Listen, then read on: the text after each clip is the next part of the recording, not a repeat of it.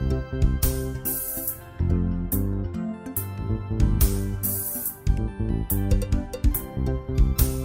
morning, sir. Good morning, Hasum Sise, National Center for Arts and Culture.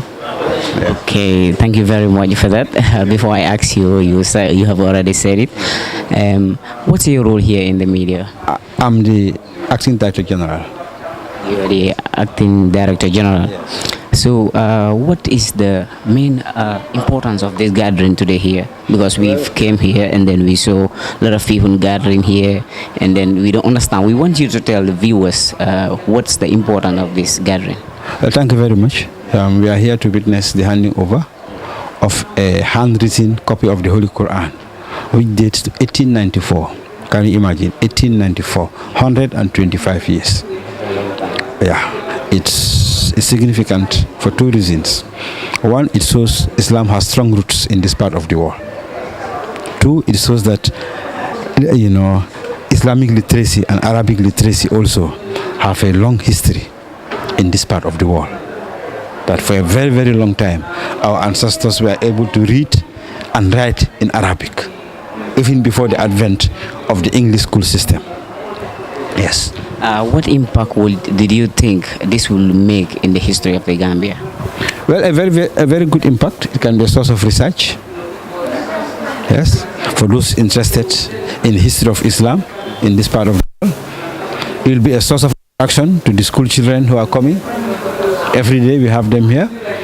It will also be a source of inspiration and attraction to the tourists. Yes, because most of our visitors here are tourists. So this place, this display will really add value to this museum as an attraction and as a place of research. Because museums have a role for research. They also have a role, for entertainment. Yes. We've seen culture nowadays. People did not handle it like something important. How do you see culture in the Gambia? Is it fading or is it going ahead? Well, culture is vibrant in the Gambia, although we are losing. But a lot has been preserved in the homes, in the communities, in the towns, in the villages, in the music, in the theater, in the song, in the proverbs. You see? And now we also have to note that there is something called globalization. And the world has gotten smaller. So that also can have both a positive impact and a negative impact on culture. The positive impact is culture can be transmitted wider. You do your Zimba show or your Kankurang show, live, 1 million people can be watching.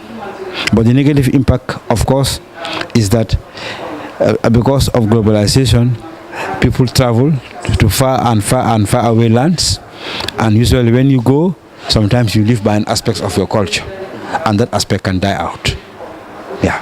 Okay, so we've seen so many things here that that I'm just seeing them just right now. Yeah. And can you tell us more about these pictures that I just see? This part of the museum display, the early history of this town is particularly the role of women and youth in the 1890s, 1910s. How dress mattered a lot.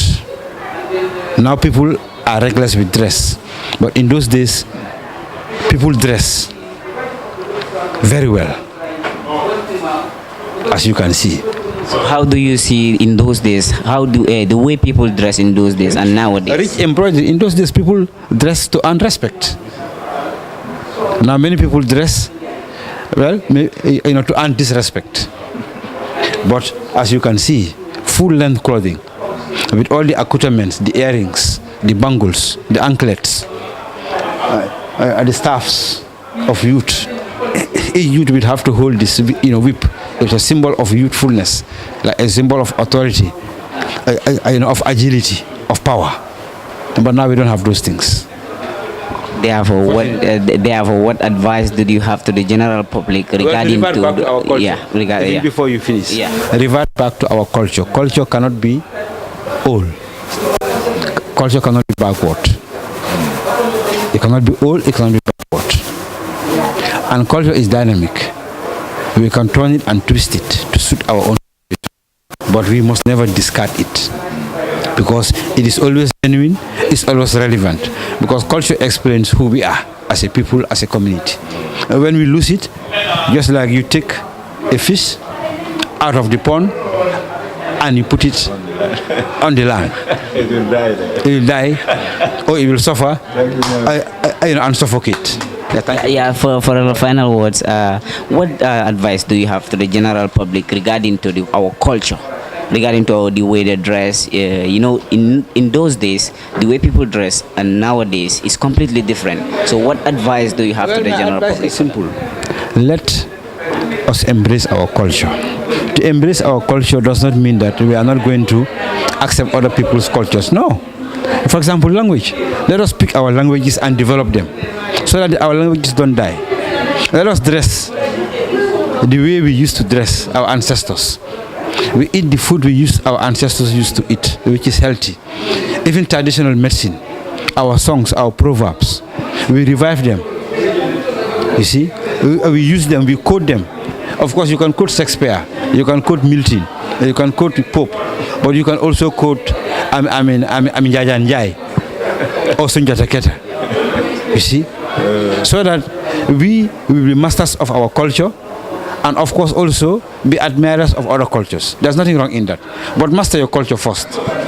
Yes, you can master your culture and then admire other cultures. That puts you to be a perfect human.